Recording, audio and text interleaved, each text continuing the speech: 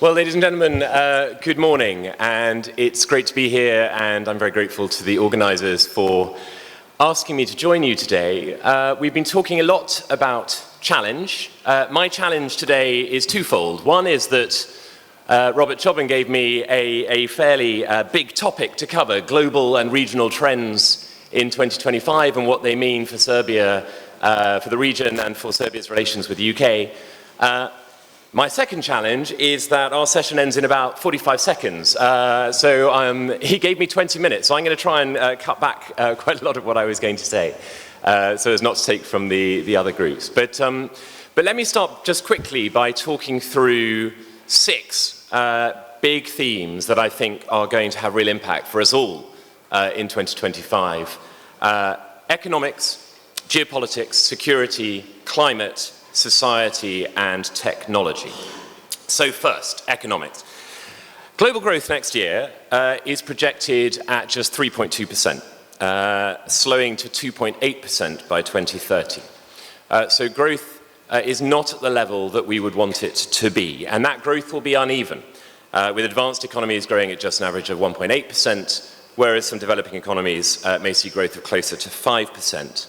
So if we project that out to 2030, in big handfuls, the US, the EU, China and India will remain and maintain their top rankings. The UK will remain a top 6 economy, but deficits are likely to grow as countries try to accelerate their growth with big bets in infrastructure and technology, and that will increase the risk of global debt crisis, amongst other challenges.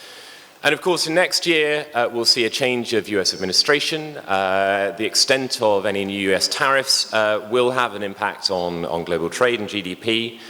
We may see a continued shift away from globalization and towards regional and bilateral trade. And those countries which are not part of major economic blocs, Serbia, Britain, to name 2, will have to be particularly agile and creative to stay competitive. Secondly, on geopolitics, anyone who's been watching the news over the weekend needs no reminder of just how febrile and fragile our world is right now. The story of the last few years has been one of growing competition between great powers, and I think that will intensify through 2025. Of course, particularly competition between the US and China will have a big impact on the global economy and just about everything else. Mathilde talked about the importance of international cooperation. It remains absolutely vital, and the multinational system will endure. But mistrust between the major players, efforts to reshape the international system in the interests of individual countries will make it harder to find common ground, and we will have to navigate our way through that. And I think middle powers who seek to balance their interests between competing blocs or between East and West may come under growing pressure to make hard choices. Third, conflict. Now, I don't know about you, but every morning when I wake up, I have to steel myself to open the news and see what awful things are happening around the world at the moment.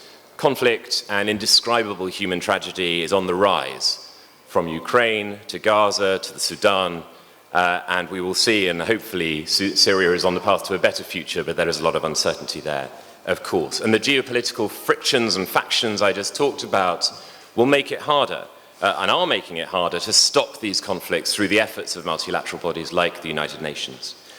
These conflicts are likely to persist into 2025 and perhaps beyond, and we may see new conflicts as well, not least driven by factors like climate change, which is driving growing humanitarian need, increased migration, and so on. Which brings me to my fourth topic, which is climate. And nature and energy. This year is on track to be the hottest year on record. And the window of opportunity to restrict global warming to 1.5 degrees is vanishingly small. More extreme weather events are almost certain next year, with unprecedented impact on humans and on nature, causing socioeconomic disruption and increasing food costs. And I think we will see increasing competition to secure food, water, critical minerals, and materials. On the positive side, the pace of the energy transition may continue as it did this year to exceed expectations, with the IEA forecasting that next year the world may pass peak CO2 emissions, with global investment in renewables forecast to rise 50% by by 2030, and e-battery costs forecast to halve by 2026. We're on to my fifth theme, which is society. So 2024 was the year of elections. More than half the world's population were voting in elections. In 2025, citizens are going to be looking to their governments to deliver against rising demands to manage, but also to manage within their fiscal constraints. And we're likely to see, I think, a continued trend of social division fueled in part by social media and by disinformation, which is going to be a real challenge for governments in communicating the challenges that they face to their citizens. And finally, technology. So I think next year we're going to see some game-changing advances and risks. And I think these will fuel and feed global competition, and we will see continued empowerment of big tech. Those of you who were at the Global Partnership on Artificial Intelligence Summit here in Belgrade last week, as I was, will have heard that some scientists now think it is possible that artificial general intelligence, AGI, could be achieved by as early as 2026. There are other predictions that are further out than that. But in simple terms, that's the point where the machines become more intelligent than the humans.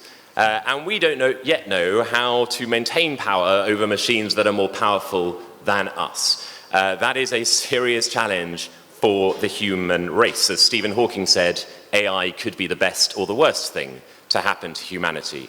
So 2025 is the year where we really need to grip those big issues. And it's not just AI, we're going to see continued race for advantage in other technologies, quantum, biotech, data, telecoms, and so on. And there will be advantages and risks for early adopters. So what does all that mean for the Western Balkans, for Serbia, and for relations between Britain and Serbia? Well, let's start with the economy. The good news is that this region is growing steadily and that Serbia is at the upper end of those projections I talked about. Indeed, Serbia could be the fastest growing economy in Europe next year, which explains the growing interest of British companies, both in selling and investing in Serbia and in buying Serbian products in areas like digital services and food. And this year, for the first time, bilateral trade between Britain and Serbia broke the £1 billion a year barrier, which is great news. And it is continuing to grow fast. Just a couple of weeks ago, we hosted our first UK Western Balkans Trade Conference in this very room, which President Vučić opened, and it was great to see 250 companies here talking about opportunities in infrastructure, in energy, in tech, and in agri-food. And I hope that in 2025 we will see some big announcements about new projects bringing British finance and British companies into Serbia, into the Serbian market to help deliver on projects that will help to transform Serbia's infrastructure and energy sectors. Secondly, on geopolitics.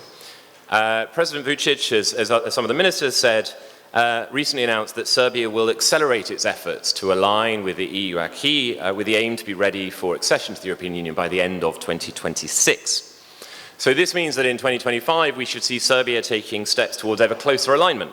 Not just on the technical measures necessary to join the single market, but also on political conditions, including measures to strengthen your democratic and political institutions, your judicial sector, to ensure fair access to free and independent media for all political parties. It also, of course, means aligning more fully with the EU's common foreign and security policy, including on sanctions policy, as well as finally achieving that really important full legally binding normalization of relations with Kosovo. And I think given all the global instability and turbulence that we can foresee in 2025, it is a good moment for Serbia to make those choices to achieve decisive and irreversible steps towards realizing its strategic aim of full European integration. I think this would be the best possible means of ensuring peace and stability, not just for the citizens of this country, but for your neighbours as well. Now, President Vučić has set a challenging timeline, and there's a lot to be done. And to be successful, it's going to require a lot of cooperation between governments and political parties and of different, both governing and opposition, with civil society, with international partners as well. And we're certainly ready to help as much as we can. So I hope that 2025 will be a year of real reform, when political leaders will be very focused on positive partnerships, on technical implementation, and will avoid being drawn into the potential for disputes with Serbia's neighbours, because of course this year coming is a year of big anniversaries. It's 30 years after Dayton and Srebrenica and Storm, it's 80 years after Jasenovac, and if not carefully handled, these anniversaries could drag Serbia back into the past rather than helping to lead it into the future. That pathway, I think, to European integration can help Serbia to develop more efficient and independent state and municipal governments, courts and prosecutors to strengthen the economy, to improve safety and standards for citizens, and of course to tackle crime and corruption, as well as a higher quality, better regulated media sector. And that, of course, is going to be a really important way to manage some of those other threats around disinformation and so on. 2025 can also, as I say, be a big year for Serbia on technology. As the co-chair of the GPA, it is in a really important position to help the whole world find ways to ensure that AI develops in ways that are safe and beneficial to humans and to our common planet. And my embassy and the British Council will continue to work with Serbia to build partnerships, including with our universities, to help make sure that your next generation of young people is fit for this complex future, but also for the new worlds of new technologies like digital and AI and biotech. So to conclude, 2025 is going to see challenges and opportunities. If we get it right, I think we can see real room for optimism.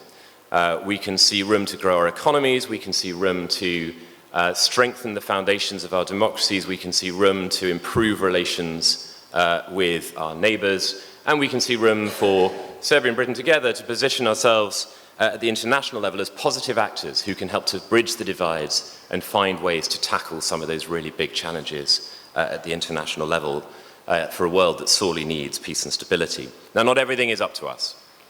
In a divided world, we can't control all the outcomes, and we will have to adapt to some of them as best as we can. But we do have agency. We do have choices. 2025, let's try and make the best of them. Thanks very much.